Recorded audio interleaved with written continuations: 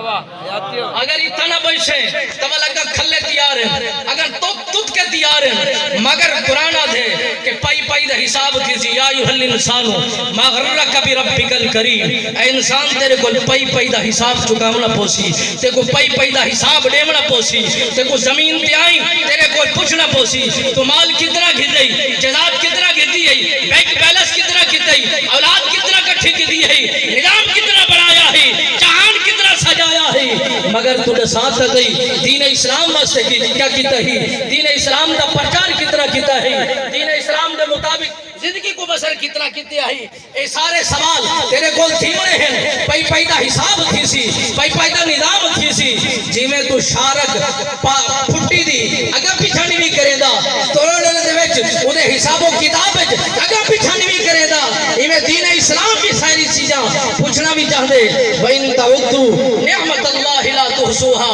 رب فرمیتے میں ساری زندگی دیکھو پالیم بیٹھے ہوئے چلے گئے ساری زندگی دیکھو پالیم وَإِن تَعُدُّوا نِعْمَةَ اللَّهِ لَا تُحْصُوهَا رب سونا فرمیتے میں دیکھو نعمت عطا فرمائے ساری زندگی تو کھاندہ رہوے ساری زندگی تو پیندہ رہوے ساری زندگی تو پیدا رہوے ساری زندگی تو سجیدہ رہوے ساری زندگی استعمال کرے دا رہوے گے مگر خالق نے فرمایا میں تیرے تے احسان نہیں کی تھی میں تیرے تے احسان نہیں کیتا ای واسطے تو میری مخلوق ہی میں تیرا خالق ہوں